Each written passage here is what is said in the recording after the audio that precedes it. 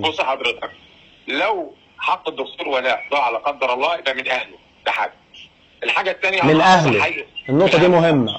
طبعا انت شايف ان في تقصير من الاهل؟ ليه؟ الدكتور ولاء ما شاء الله عليه، ما شاء الله عليهم، مادياتهم كويسه ومرتاحه، ما ينفعش والجديد فيها ايه؟ والله هو الموضوع بدأ من حوالي أكتر من شهر، من قبل الجلسة بحوالي أسبوعين، أول جلسة بأسبوعين، وتم الاتصال من زوج شقيقة الدكتور ولاء الله يرحمه. زوج شقيقة الدكتور ولاء مين؟ هو أستاذ إسلام؟ أستاذ إسلام. تمام. فاتكلمنا حوالي 3 مرات. المرة الأولى طبعا يعني هو ناقشني شويه عن القضيه ومش القضيه. قلت له انا ما اعرفش اتكلم الا لما يكون الاوراق معايا. قال لي تمام، انا ابعت لك الاوراق واخلي الحاجه امال تعمل توكيل لحضرتك وحضرتك تولى الدفاع معانا. قلت له كده مفيش مشاكل يعني. وبالفعل بعتوا لي على الPDF على الواتس القضيه كلها كامله. طبعتها وقريت جزء منها كده. يعني القضيه مش قويه. القضية مش قوية من ناحية ايه؟ مش قوية من ناحية ان ممكن حق الدكتور ولاء الله يرحمه يجي، يعني فيها قصور كتير، فيها يعني متوجبة لصالح المتهمين اكتر يعني. الورق رايح متستف بالبلدي كده. الورق رايح يعني لهم ولصالحهم اكتر يعني.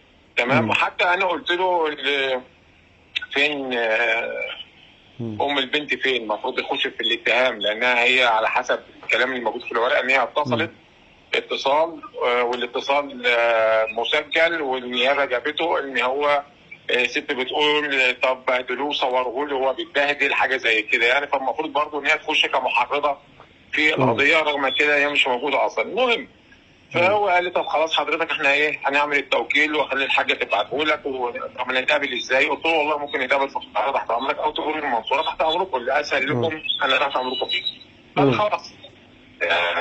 استنيت التوكيل ثاني يوم على حسب الميعاد، ما اتكلمش. اتصل بيا حوالي الساعه 11 بالليل يوميها، احنا متاسفين والله الحاجه كان عندها ناس وظروف وكلام من ده، بكره الصبح هذا التوكيل عندك. اوكي، ما جاش التوكيل. فانا بالتالي ده ما بتكلمش بقى خلاص يعني. انت ما جبتش توكيل وانا ما بتكلمش. اول جلسه عدت، حصل اللي حصل فيها. بداوا ناس كتيره يخشوا يتكلموا، فانا بقى قلت لهم الكلام اللي انا قلته لحضرتك الوقت ده بالظبط بالتفصيل. فبداوا الناس يكلموا، قلت لهم اللي حصل يعني. بداوا الناس يكلموا الحاج امال ويكلموا الاستاذ اسلام. فحصل تواصل تاني. فانا قلت له اللي بس كلامه قال له اصل الاستاذ خالد عايز العاب، وفعلا هو ما كلمني قلت له انا هعمل كذا والباقي كذا. تمام. فهو ما اتكلمش حتى في موضوع الاتعاب، ما قاليش حتى ولا كتير ولا صغير. كان رقم كبير يعني عليهم مثلا، او كان رقم كبير هم؟ لا والله انا ما اعتقد. انا قلت حوالي 60,000 يعني، انا صريح يعني. قلت لهم 60,000 على القضيه. تمام. فحتى هو اللي ماشي اوكي، ما فيش مشاكل. طبعا انا ما اعرفش ان اللي معاهم متطوعين كلهم، ده اللي انا عرفته مؤخرا يعني. فالمهم الناس اللي تواصلوا، فهو قال لهم ده الاستاذ طالب اتعاب والناس اللي معانا متطوعه. واحنا ظروفنا حاليا مش هنقدر ندفع اتعاب. فلو الاستاذ خالد دخل متطوعا على عيننا وراسنا، احنا يشرفنا طبعا يكون معانا، ويبقى احسن يكون معانا عشان تبقى فيها قوه قدام المحكمه وكلام كتير يعني. فالناس وصلوا لي المعلومه. فقلت لهم والله انا عشان خاطر الدكتور ولاء وحقه ما يضيعش، انا ما عنديش مشاكل، هخش متطوعا بس بشرط ان انا ابقى رئيس هيئه الدفاع كذا ما كنت جاي في قضيه نيره، وانا اللي اوزع الادوار على المحامين، ايه اللي يتقال وايه اللي يتعمل، لان الموضوع في انحدار يعني. القضيه فيها انحدار جامد جدا، فلازم الموضوع يكون قوي قدام المحكمه، والمحكمه تحقق بعض الامور، وده من حق المحكمه. المحكمه تحقق بعض الامور اللي فيها قصور في النيابه. فيها انحدار في القانون في الورق يعني، مع وفيها مغامره ان حضرتك تقبل بيها يعني. ومع كده كنت وافقت. طب وافقت ليه لما انت شايف ان هي قضيه ممكن تكون يعني صعبه؟ لان ممكن اصلحها قدام المحكمه. لان حصلت في يعني مثلا قضيه الطفل اروى، لو كنت حضرتك تسمع عنها، اللي هي كانت بتاعت متغمر، اللي هي اتخطفت من الشرقيه واترمت في متغمر مقتوله. كانت النيابه منزلاها قتل عمد من غير سبق اصرار يعني، كلها على بعضها 7 سنين. تمام. انا في المحكمه، وانا بطلبها في المحكمه عدلت القضيه ورصت قتل عمد مع سبق اصرار وخدوا اعدام. فيعني ده يعني بيبقى الشغل بتاعنا فيها قدام المحكمه بيبقى من اول جلسات بتبقى اقوى. تمام. المهم لغايه الان ما حدش رد، خلاص اوكي. يعني من بعد الجلسه تواصلوا معاك مثلا بعدها بيوم وقالوا خلاص حضرتك معانا، وبعدها تاني يوم لا تواصلوا مع الناس مش معانا. ما حدش قال لي انت معانا. تواصلوا مع الناس وقالوا استاذ خالد كان عايز اتعاب، فالناس توصلوا لي طبعا يا استاذ خالد احنا نجمع لك الاتعاب. قلت لهم لا يا جماعه ولا حد يجمع لي ولا حد يجيب لي فلوس، انا هتطوع للقضيه. تمام. بس ليا شرط واحد ان انا ابقى رئيس هيئه الدفاع. فهم نقلوا لهم المعلومه، ما حدش رد، خلاص الموضوع انتهى بقى. خلاص يبقى ما فيش موافقه على الموضوع ما فيش خلاص. الاستاذ نشأت على ما اعتقد ما وافقش، او مجموعه المحامين ما وافقوش، خلاص ما فيش مشاكل بقى. طيب يعني مش عارف اقول لحضرتك ايه، يعني برضو الناس بتتكلم دايما في حق الدكتور ولاء، وحق الدكتور ولاء يعني الناس شايفه ان هو حق كل حد عرف القضيه وتوجع على اللي حصل، زي ما شفنا في قضيه نيره اشرف في القضايا بتاعه الراي العام. بتلاقي الناس بتحس ان الضحيه بيبقى كانه حد منهم وعايزين حق ان هو يجي. فيعني ايه الروشته مثلا اللي ممكن تكون، او الاخطاء اللي ممكن تكون وقعت في القضيه دي، وهل من الممكن فعلا تداركها على الورق وخلال الايام اللي جايه؟ بص حضرتك يا استاذ عبد الرحمن، في حته صغيره يعني. طبعا انا قلت نقطتين للاستاذ اسلام وهو بيكلمني في القضيه ما نقرتها، هو نقلها لهيئه الدفاع، فهيئه الدفاع قالتها في اول الجلسات. لكن في نقطه معينه. نقطه ايه؟ معلش هقولها لك. تقرير الصفه التشريحيه في الاوراق لصالح المتهمين، اوكي؟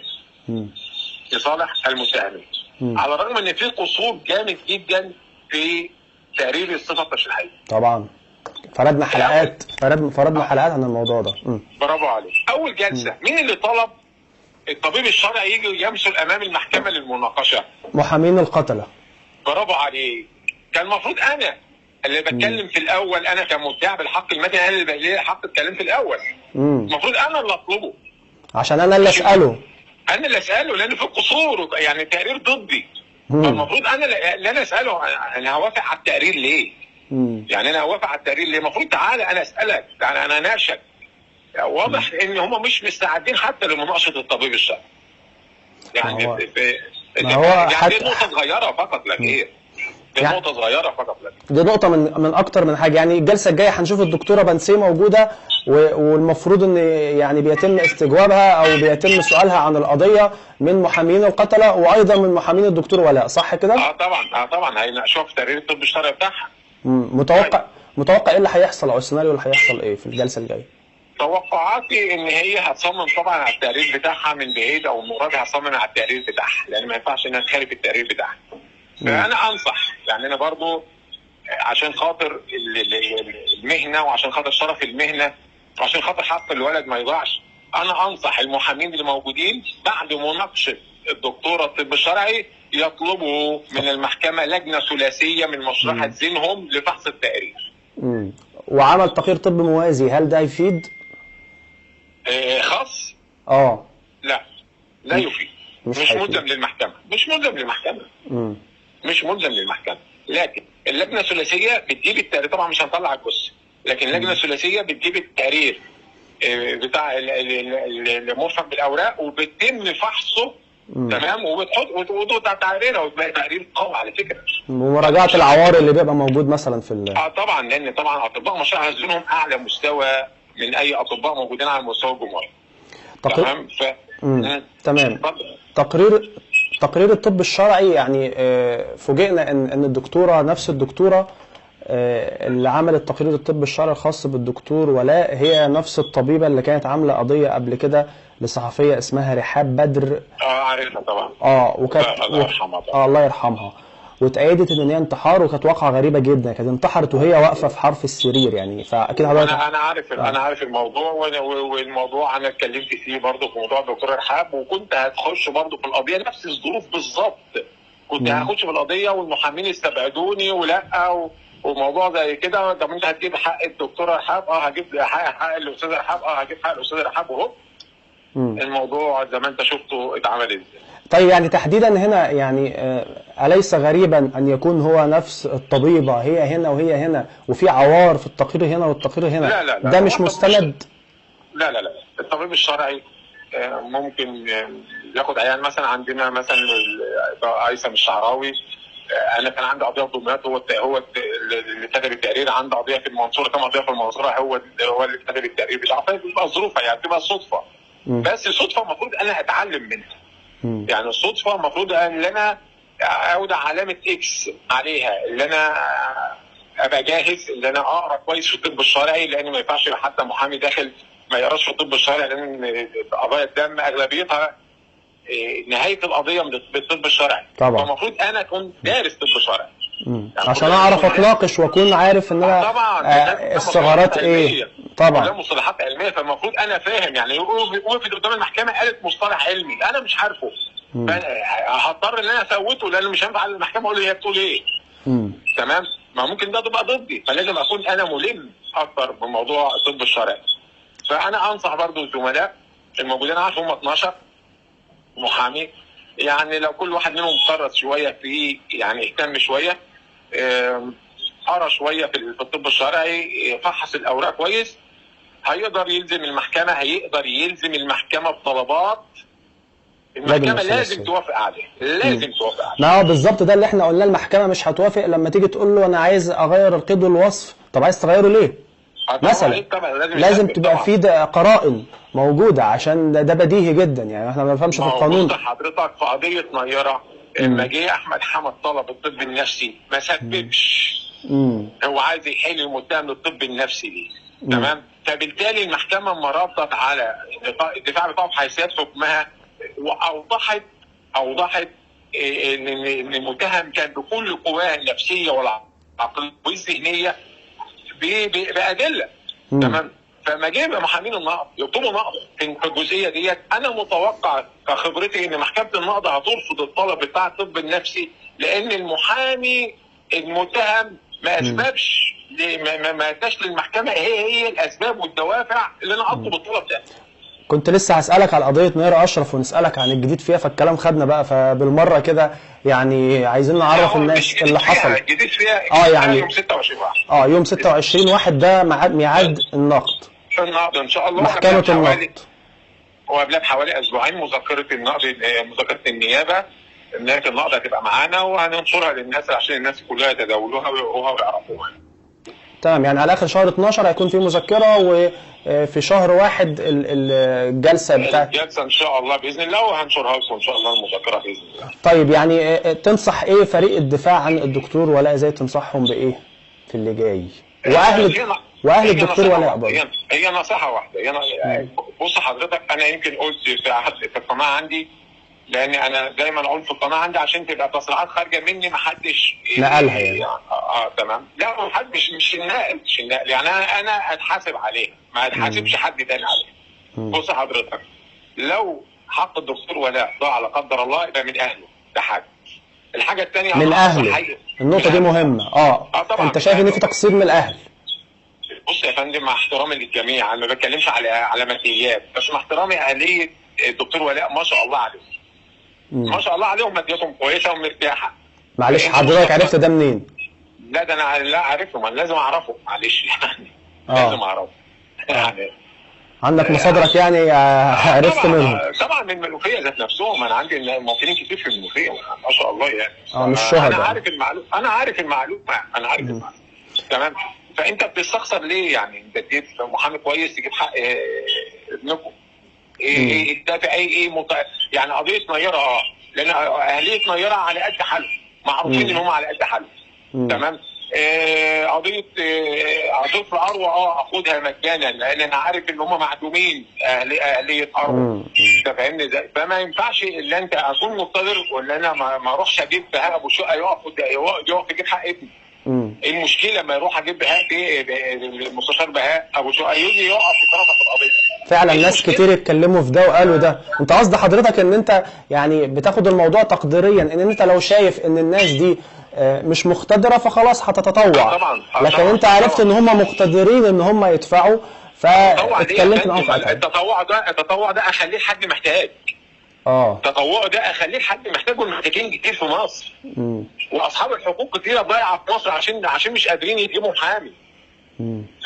طب انا اوفر مجهود ده لحد يكون مقتدر، حد يكون يعني مش قادر يدفع اتعاب محاماه. هي دي تفكيري، هل صح هل غلط، بس ده رايي. تمام، ده رايي انا الشخصيه. ورغم كده برضو انا قلت عشان خاطر المتابعين بتوعي، وعشان خاطر الناس اللي متعشمين فيا، وعشان خاطر الناس حرجوني بالكلام اللي احنا هنجمع حضرتك قلت لهم خلاص ولا تجمعوا ولا حاجه، انا متطوع بس ليا شرط واحد، وده حقي.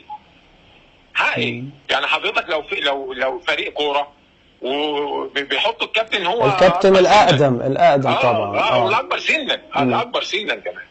تمام، يعني مثلا حسام حسن لما راح المصري بقى هو كابتن المصري طبعا، وهو جديد على المصري. ايوه، انت فاهمني ازاي؟ يعني هي بتبقى كده. يعني هي القصه، يعني انت شايف ان هو لو حقه ضاع يبقى بسبب الاهل. طبعا. طبعا. تنصحهم بايه او تقول لهم رساله ايه؟ انصح هيئه الدفاع بحاجه واحده. انصح هيئه الدفاع بحاجه واحده، ان هم ما يبصوش للقضيه ان هي قضيه راي عام، ويخلوها ان قضيه كأن ما حدش يعرف عنها حاجه، ويشتغلوا فيها بما يرضي الله. انت فاهمني ازاي؟ يعني ما يفكروش ان القضيه بكره الصبح وفي حد الاستاذ عبد الرحمن هيجي معاه الكاميرا ومعاه المايك وهياخد مني لقاء. لا، يفكر الاول انا هعمل ايه قدام المحكمه عشان حق الولد ده، بعيدا عن الشو، بعيد عن اي. يا فندم احنا لما كنت انا بترافع في قضيه ولاء، كان التلفزيون المصري بينقل نيره، قضيه نيره، كان التلفزيون المصري بينقل المرافعه. انا ما كنتش شايف اي حد من اللي موجودين نهائي. كان تركيزك مع القضيه ومع المحكمه مع البنت ومع حق البنت، وحاسس ان البنت قدامي وانا بترافع عشان خاطرها، وان روحها مش مرتاحه في قبرها فقط لا غير. تمام، اما خلصنا بقى وخلصنا مرافعتنا وخلصنا شغلنا، قعدنا بره في المحكمه، اللي عايز ياخد لقاء، ايه المشكله؟ بس الاول بس بعد ما نعمل شغلنا. برافو عليك، اعمل بما يرضي الله، واعمل وربنا هيحاسبني في شغلي. فلوس ولا من غير فلوس، بس ربنا هيحاسبني في شغلي. بس والله يعني يا مستشار، احنا حضرتك قلت ما في قلوبنا، وان كان احنا قلنا الكلام ده قبل كده بس ما قلناهوش يعني مباشرة كده، قلناها في رسائل كتير قبل كده، ونصحنا اكتر من مرة واثنين وثلاثة. يعني في الاخر يعني انا وانا بتكلم في مرة مع يعني اهل او يعني حد من اهل الدكتور ولاء، قال الناس مش هتكون خايفة او عايزة تجيب حقه اكتر مننا. فقلت له لا، انا شايف ان في يعني ممكن يكون في تقصير وانتم مش واخدين بالكم. فيعني الكلام احنا اللي كنا عايزين نقوله حضرتك بتاكد عليه دلوقتي، واللي احنا كنا بنستشفه من اللي حصل خلال الفتره الاخيره، يعني للاسف هو ده الحاصل. وللاسف يعني القضيه في انحدار، ده اللي احنا برضو قلناه، وده اللي حضرتك اكدت عليه معانا النهارده. بص يا استاذ عبد الرحمن، في حاجه في طبيعه الانسان، ان يكون عندك انت مشكله، انت ذات نفسك ما بتعرفش تحل المشكله دي. على الرغم ان انت ممكن انت ذات نفسك في مشكله خالد مثلا، ومشكله اكبر من مشكلتك 10 مرات، تقدر تحل مشكله خالد. انت فاهمني ازاي؟ يعني ممكن في انسان انا بتحط في ستريس معين او في ضغط معين خاص بيا، انا ما بعرفش اتصرف. لكن لو حد شخص اخر وبقى اقوى من الضغط اللي عليه، هعرف اتصرف. فهم في الوضع ده، هم في الان في الوضع ده. بس احنا بندق ناقوس الخطر، بنقول لهم يا جماعه انتوا لسه المرحله قدامكم، الجلسه الجايه وجلسه مهمه، الجلسه الجايه حتى لا نبكي على اللبن المسكوب، يعني دايما بنقول طبعا الجلسه الجايه جلسه مهمه جدا جدا جدا. طبعا هي جلسه اجراءات مع الجلسه اللي فاتت، الجلسه الجايه جلسه اجرائيه ايضا مع الجلسه اللي فاتت، لانهم بقى حتى سماع الطبيبه النفسيه، الطبيبه الشرعيه، هيتم برضه طلبات ثانيه من الدفاع، فهتبقى جلسه اجرائيه. فانتبهوا كويس جدا ان الجلسات الاجرائيه جلسات مهمه، حتى في النقض جلسات مهمه، يعني حتى كمان في النقض جلسات مهمه، لان الطلبات هي محور الجنايه كلها ومحور القضيه. فاهتموا. وفي نفس الوقت برضه في نصيحه ثانيه، ان الدفاع والخصوم على الرغم اللي انا شايفهم برضه مش بالقوه. يعني كمان دفاع المتهمين مش بالقوه اللي تخوف، مش بالقوه اللي انت بتقول انا قدامي مثلا 30 40 محامي، مش بالعدد، هي مش بالعدد. تمام، لكن مش بالقوه. انا حضرت الجلسه وكنت موجود جوه الجلسه، المنظر كان يعني ايوه انا عارف، 50 محامي واقف من الطرفين، واقف قدام المستشار. حضرتك عايز ايه؟ وبعدين برضو انا بقول للدفاع الدكتور ولاء، حضرتك مالكش دعوه بالطرف الاخر. ليه تقول لهم انا هاتكم؟ ليه تقول لهم اثبتوا ان انتم محامين؟ انت ده حضرتك داخل في قضيه ولا داخل في المحامين اللي قدامك؟ انت مالكش دعوه بالخصم، خليك في قضيتك وخليك في الوضع اللي موجود، وباشا قضيتك فقط، ما حدش يشتتك. هم شتتهم، ده حقيقي حصل، هم خرجوا بره القضيه حصل. دي طبعا راجعه من الخبره برضه يا استاذ عبد الرحمن، خبره المحامي، وقفته، ثقته في نفسه، ما يدار في القاعه يقدر هو يسيطر على اعصابه. ودي طبعا بتبقى امور بتتاخد بالخبره، يعني بتتاخد بالممارسه. وطبعا ده يعني ده ما يعيبش شخص اي حد، ولكن هو العيب ان احنا نصر على الخطأ، نصر ان احنا ننفرد بحاجه ونكون ان احنا نصدر للرأي العام ان احنا عندنا مفاجآت وعندنا كذا وعندنا كذا وعندنا كذا، وفي الاخر نلاقي النتيجه كده، وفي الاخر نتصدم بالنتيجه. فيا جماعه النقطه دي مهمه، والنقطه اللي حضرتك اكدت عليها يا سياده المستشار دي مهمه جدا في قضيه الدكتور ولاء زايد. احنا شاكرين جدا. انت بس في حاجه قبل ما اقفل، بس حضرتك قلت لي ان في تقرير من خاص، يعني تقرير طب شرعي خاص. هل هم ذكروا ان هم هيجيبوا تقرير طب شرعي خاص؟ لا انا كنت بقترح، حتى كنت جايب ان انا وهو لما اتكلمت مع المستشار نشأت قلت له، اقترحت عليه الموضوع، فقال لي ان هو هيعمل تقرير طب شرعي. فاحنا بنسأل حضرتك كده ايه، هل ده كده ولا لا؟ مش ملزم للمحكمه. مش ملزم للمحكمه. لا طبعا مش ملزم للمحكمه. تمام جدا، تمام. مستشار خالد عبد الرحمن، شاكرين لحضرتك تواجدك معانا.